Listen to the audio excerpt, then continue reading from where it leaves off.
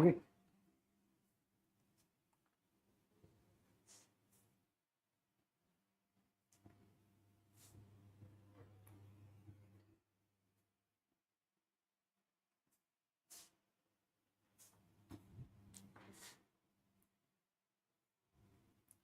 So good morning, everyone.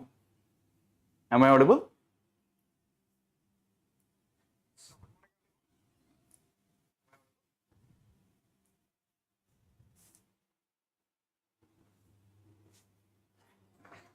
Okay. So we'll start the session. So as all of you know, today we'll be starting a new portion or a new subject, namely the Indian society or even the society. So one thing I want to say is that so the first 6 days we have completed art and culture and modern history. Okay, so we have followed a different method for art and culture and modern history, right? We mainly focused on, in case of conclusion, we focused on preservation, we focused on promotion, we focused on providing the contemporary relevance to the same. And in case of introduction, we try to bring in the time period, we try to bring in any current affairs news regarding the same. But in case of society, before actually going to the questions, let me tell you, we try to add a different dimension to here, right? So in case of modern history, we also tried the pestle approach. Even in case of art and culture, at times we had followed the pestle approach. But in case of society, let me tell you, along with the pestle approach, one more body part or one more idea that you can follow is the pies approach. Now, what does the pies approach mean? PIES. Now, pies basically means, in case of body part, you can write about the political points, you can write about the institutional points, you can write about the economic points, and then you can write about the social points. So in case of society, we usually avoid the environmental approach here. So we provide the political, institutional, because we deal with population.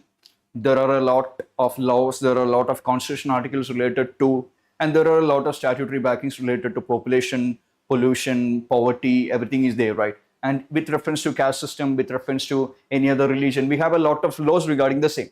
So try to follow the institutional approach, wherein you provide the laws, bills, constitutional articles with regard to the same. Also, one more thing that I want to add is that in case of society questions, we have a lot of topics, right? We have the silent features of Indian society, we have the communism, we have socialism, we have the silent features of Indian society, we have communalism, we have urbanization, we have migration, we have secularism, we have regionalism, all such topics, right? So one way to conclude the answer, okay, in society we always provide a different approach, right? So one way to conclude the answer is by providing the quotes. So as you can see here, so as you can see here, these are a number of quotes that you can include in your answer. Okay, so let's say a question regarding the Indian values come. Then what can you add? All of you can note down what I'm going to write here, show here. You can talk about the Vasudeva Kudumbakam, which actually means the world is one family. You can write about Aditi Devo Bhava in case of the Indian values is asked. Secondly, you can write about Sarve Bhavantu Sugina, Sarve Shantu Nirmaya, which basically means that may all be happy and may all be healthy. You can write about Ahimsa Paramo Dharma, which means non-violence is the greatest duty. Loga Samasta Subhno Bandhu, which basically refers to may all beings in the world be happy. You can write all such things, okay? Even in case of social justice also, you can try to quote Vedic examples, Upanishad examples, or even what the Bhakti and the Sufi said basically said about education, health and all. Okay, so in case of society and social justice, try to include all the Vedic and also the Upanishad quotes. And also, when a question regarding communalism and also secularism comes, you can write about Egam Sat Vipra Baduva Vadanti. You can quote basically one of the Sufis saying Kabir's, Na Hindu, na Musalman, Insab Sab Pehle. Insan se pehle, you can Bahujan Hidaya, Bahujan Sugaya, for the welfare of the many, for the happiness. You can Now, this is one of the most important which we usually quotes, which actually says Sarva Dharma Sambhava, equal respect for all religions, which was actually popularized by Mahatma Gandhi. Okay, so in case of society questions, when an Indian value is asked, when a communalism or a secular question is asked, try to quote these examples in your conclusions. Okay, these will improve your conclusions by at least 0.25 marks. So try to quote Vedic conclusions even for the answer that you're going to write now. Okay, and also one more thing that you can quote is the freedom fighters and their visions, right? So you can quote that Mahatma Gandhi's or even Gandhi's vision of classless society. You can quote Gandhi's dream of classless society. You can quote Jawaharlal Nehru's dream of scientific temper.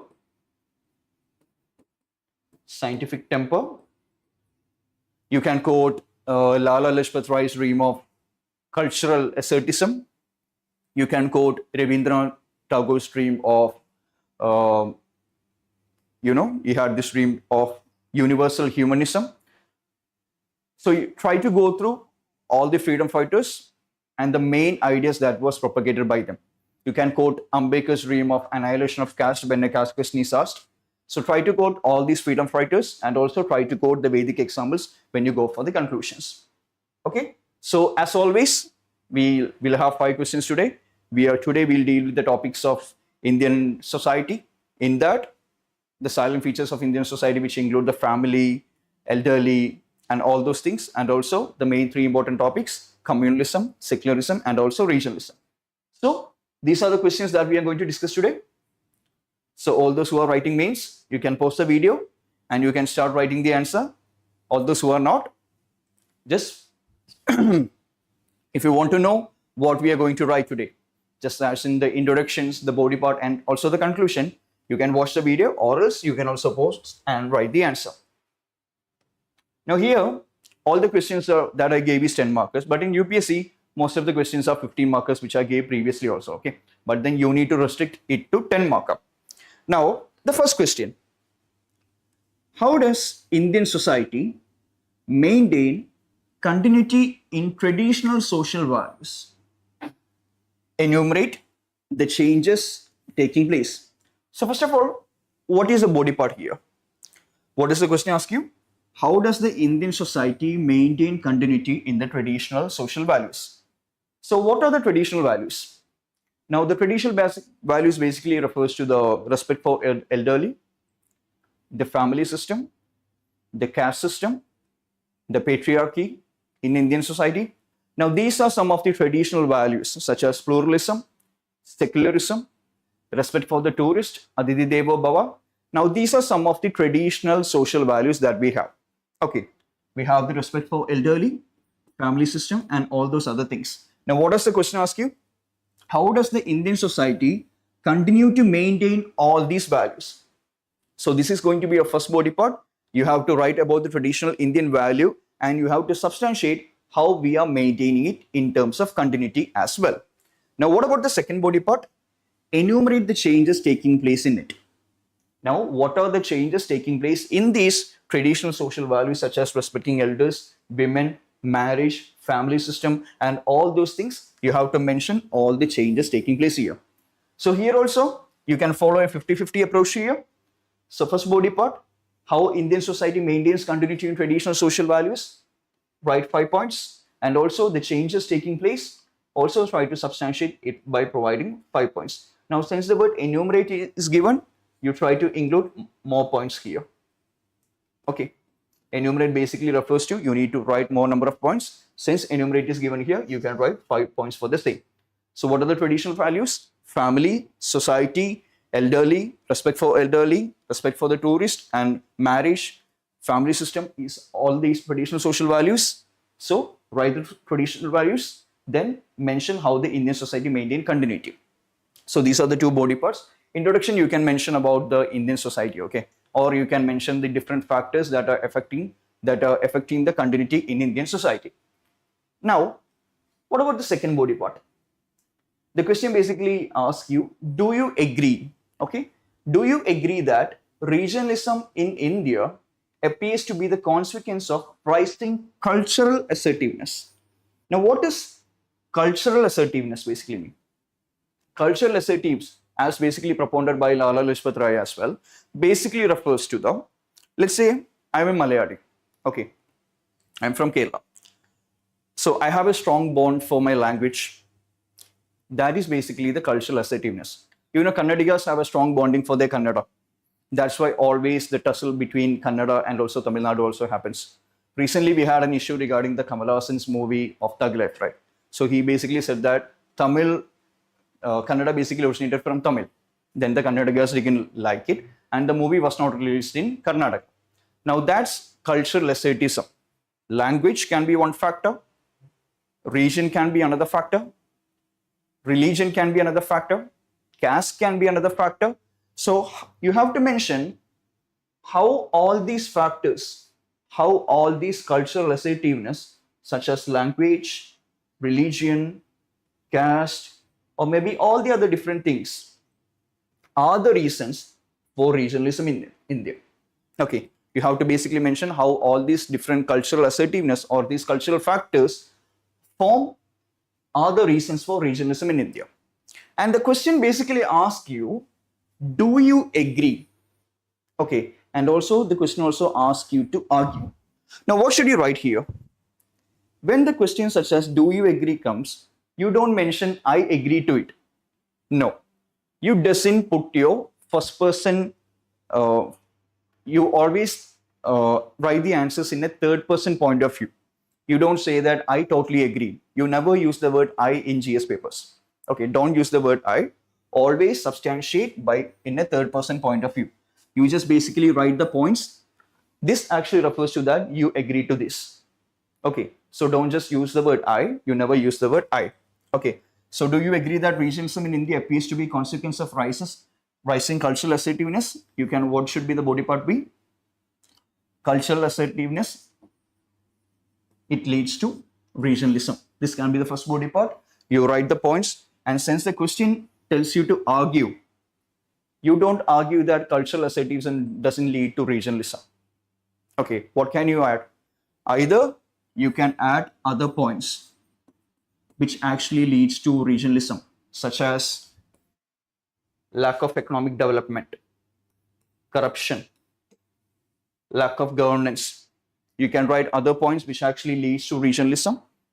Or maybe, since the question is argue, if you're able to write points that a cultural assertiveness doesn't lead to regionalism, that are the best points. But then if you're not able to find such points, you can write all the other factors such as lack of governance, corruption, which actually leads to regionalism. Okay, so the first body part should be how the cultural assertiveness actually leads to regionalism in India. The second one can be what are the other factors that lead to cultural regionalism in India. Now, third question, it's a very direct question. Communalism, now here you need to follow the 70-30 approach, okay? Or even the 80-20 approach. You can write 7 points regarding the first body part, and you just need to write 2 to 3 points regarding the second body part. Okay, you need to follow a 70-30 approach here. Now, third one, communalism arises either due to power struggle or due to relative deprivation. Argue by providing suitable illustrations. Now, what does communalism mean? Communalism basically refers to the fights between religion, the fights between people in the name of religion, right? Hindu-Muslim fights, Christianity, Islamic fights, all the other things. So that is meant by communalism. So what does the question tell you? Communalism arises by either due to power struggle. So what do you need to write in the first body part? How power struggle leads to communalism would be the first body part. And the second body part would be how relative deprivation leads to communalism. Now you must be wondering, what is relative deprivation? What is relative deprivation? When you compare Hindu and Muslim, okay, when you compare, there is a relative depreciation in case of Muslims, right? In terms of literacy, only 41% of Muslims are literate. In case of economy also, Muslims are more poor when compared to Hindus. That's basically set by the Sacha committee. In case of government jobs, Muslims are very underrepresented. In case of Indian Parliament as well, Muslims are very underrepresented. So this is what is meant by relative depreciation. When you compare with any other community, when you compare with any other religion, how we are performing. In terms of economic development also, you can say the same. Okay, so this is meant by relative depreciation. So you need to mention how relative depreciation leads to communalism, and also you have to mention how power struggle leads to communalism. Argue by providing suitable illustrations. Now, since the word argue is here, can you say that power struggle or relative depreciation doesn't lead to communalism? Can you say that? Power struggle doesn't lead to communalism? No, you can't say that. So here, the word argue doesn't have much relevance, okay? It's like saying elaborate or enumerate. Okay, even though the word argue is here, you don't have any much points to argue. Okay, so it doesn't matter much here. It's like elaborate only. So the first body part, write about how power struggle leads to communalism. Second body part, write about how relative depreciation leads to communism. Okay. Now for the fourth question, has caste system lost its relevance in understanding the multicultural Indian society? Elaborate your answer with illustrations. So you need to provide examples. With illustrations basically refers to you need to provide the examples. That's it. Now what is the question? Has caste system lost its relevance in understanding the multicultural Indian society? Now what does multicultural Indian society means? Multicultural Indian society basically refers to different cultures, like you have on the basis of language, you have on the basis of religion, you have on the basis of regions, you have different multicultures. You don't have to mention what multicultural Indian society is. I just said you for your understanding. Now, has caste system lost its relevance in understanding the multicultural Indian society? Now, in the introduction, you can basically add what are the factors that are actually leading to the loss of caste, such as globalization, westernization, the constitution articles, or the secularism, something of such sort, or with the passage of time. Now, try to add something in the introduction as such type. Now, what should be your first body part here? Has caste system lost its relevance in understanding the Indian society? Now, the question basically asks, has caste system? So, you need to provide both the body parts, right? So, first body part can be caste system is losing its relevance. So, first body part should be caste system is losing its relevance, and the second body part can be no, the caste system has not lost its relevance and it is still intact. Okay, so since the question basically asks you to has caste system lost its relevance, so it's focusing on how it's losing its relevance, right? Now that is why we are actually answering the first body part as the caste system losing its relevance. So therefore the second body part should be no, the caste system is still intact. Now how do you conclude? You can conclude by saying something about the caste system. Okay, you can try to include different codes, you can try to include constitution articles and say that the caste system, you know, it should not be like the caste system should be there in India in about 200 years or even 500 years after this, right? So you can say that to achieve the Ambedkar dream of annihilation of caste, the constitution articles and the government should take measures. Or you can mention the government constitution articles relating to reservations, affirmative actions or something. Okay, so something related to caste you can provide. Now the fifth question, do you think marriage as a sacrament is losing its value in modern society? Now in this, the same kind of body part that you have written for the fourth question can be written for the fifth question as well. Firstly, you mention why marriage is losing its relevance, or marriage as a sacrament institution is losing its relevance, such as intercaste marriages, inter-religion marriages, live-in relations, and all such things. Secondly, what do you say? The question basically asks, do you think? Therefore, you write the other body part as well, that the marriage as a sacrament is not losing its value. Okay, so this is how you need to answer the question. Now you can pause the video here because I'm going to be saying about the answer key of all the same. Now, for the first question,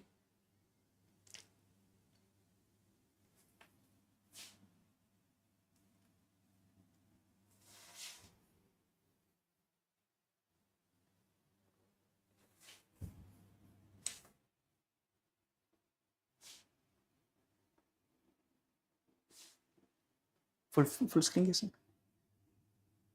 This one. No. This one. Okay. So, how does the Indian society maintain continuity in social values? Enumerate the changes taking to it. So, you can first write about the Indian society or even the traditional social values here.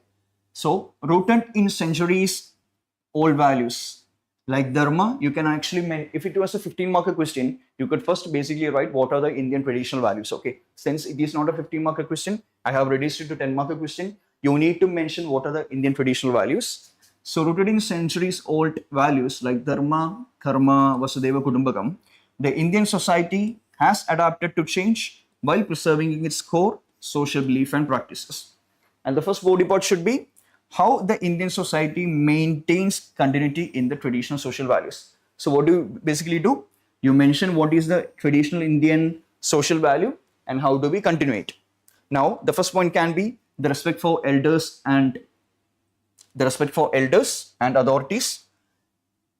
Can be how do we maintain continuity that? Expressed through touching feet, pranamam, and seeking blessings. So this is how we maintain continuity in the same. The second can be how we maintain the family and kinship bonds. Now, how do we maintain it? We eat together, we celebrate all the events, festivals, weddings together.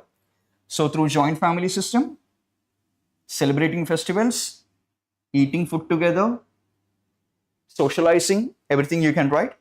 Now, tolerance and pluralism, how do we maintain? Or even secularism, how do we maintain the same? We celebrate other festivals of all faiths, invitation of other faiths guests to our festivals.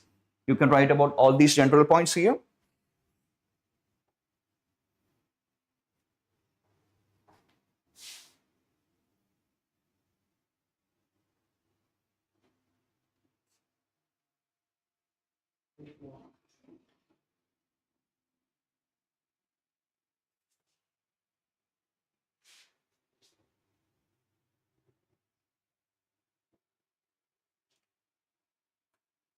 Okay. Now you can write about hospitality. Hospitality is one of our important traditional social value. You can write Aditi Devo Bhava also here. Now, how do we maintain it? Guests treated as respect with warmth.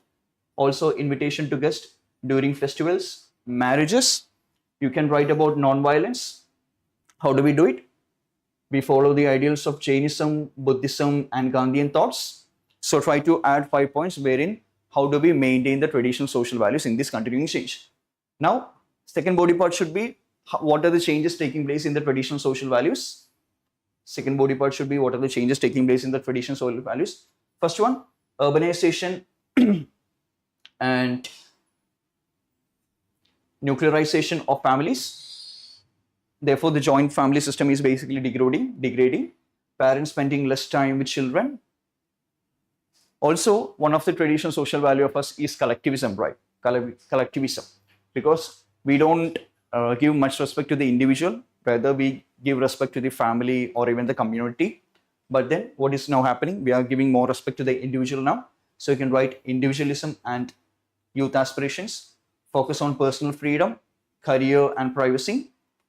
Then new concept of cohabitation and coexistence, live-in relationship, wherein the marriage as an institution is failing.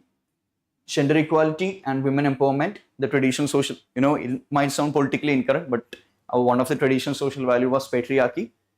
But then the gender equality is coming, therefore it's a good thing that patriarchy is going. Now you can write 4 points. After that, the Indian society presents amidst continuity among change where traditional social values coexist with the modern lifestyles. You're going to try to approach it in a rooted manner, okay? You can't just say that all the traditional Indian values are sab kuch bakwas hai. You can't say like that. What you have to say, even though we are following modernity, in some of the things we should actually be rooted in our culture. Okay, so you should always try to follow that method. Even though when we pursue modernity as well, we should at times try to pursue our rooted culture, or we should always be grounded. or you have to always conclude it in that manner. Now, second question, do you agree that regionalism in India appears to be consequence of rising cultural assertivism? Now, definitely you have to write mainly this body part, and secondly, you can write maybe the other factors in 2 to 3 lines. Now here, how can you introduce? You can basically introduce by saying that as regions such as, you can introduce a current affairs element here, okay? As regions such as Gurkhaland, Nagalim assert their cultural assertivism or greater autonomy, cultural pride increasingly fuels regional consciousness. This asserts from identity assertion more than just political or economic grievances. Now you can introduce a current affairs element here, as I have mentioned here about Gurkhaland and also Nagalim. After that, regionalism as a consequence of cultural assertivism.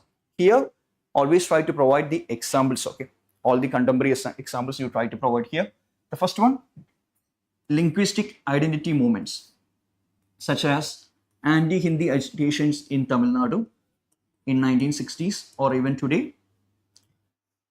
Ethnicity and ethnic traits promoting regionalism.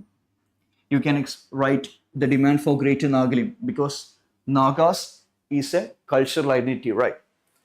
By the Naga community. You can write about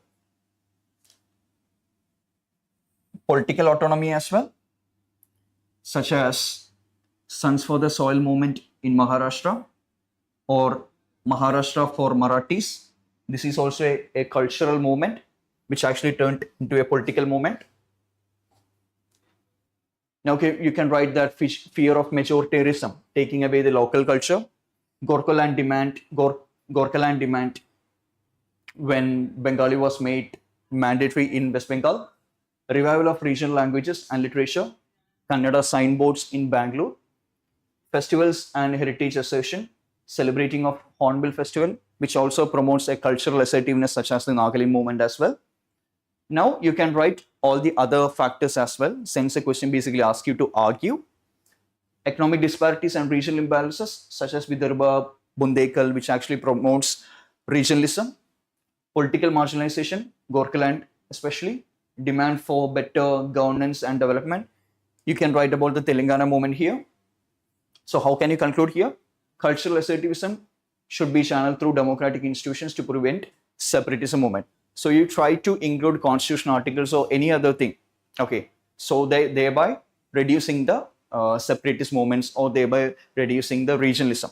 Or you can say that the government should invest in this and this factors, therefore enabling economic development, also reducing cultural assertivism to promote federalism. So try to include such and such words, okay? Or to promote the word of unity in diversity, or to reduce cultural assertivism and regionalism and promote the idea of Ek Bharat Shrestha Bharat. So try to include such words in this. Now, third question, communalism arises due to power struggle or relative depreciation, argue by giving suitable illustrations. Now you can write, despite India's secular constitution, communalism arises largely due to politicization of religion and socio-economic disparities, and not because of interfaith frictions.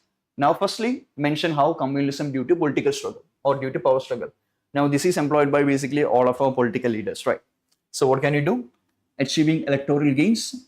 You can mention about the Ram Janmabhoomi movement in the 1980s, led by Lal Krishna Advani. Second one, strengthening administration. Policy of divide and rule by Britain, partition of Bengal in 1906, competition for local dominance. You can write about the Muzaffar riots of 2013, wherein Hindus and Muslims have almost 50-50% of population. So the Muzaffarnagar riots basically happened because someone wanted to assert the dominance there. Polarization of people on the basis of communal lines. You can write about mob lynching, Garvapasi, and all the other different things that are happening in India. Policy of appeasement politics. You can write about the Shabana case and also the subsequent act made by Rajiv Gandhi in Parliament. Now, in case of communism due to relative depreciation, deprivation, what can you write? First of all, marginalization, because the Sacha committee report basically says that the Muslims are very underrepresented in many of the factors, many of the, be it education, be it health, be it government jobs, be it parliament. Muslims are very underrepresented. So you can write about marginalization, which actually fuels communalism among Muslims because they are very poor in India. Sense of political displacement. You can write about the Assam riots and Assam Accord of 1985, the fear of displacement of Assams by the Bengali-speaking Muslims who came from Bangladesh. Or you can here write about the underrepresentation of Muslims in parliament, be it in the Supreme Court, anywhere. You can also write about the skewed educational outcome, wherein the only 45% of the Muslims are basically literate, and above the national average, we have around 74 is the national literacy right now. So you try to add 3 to 4 points in relation to relative depreciation as well.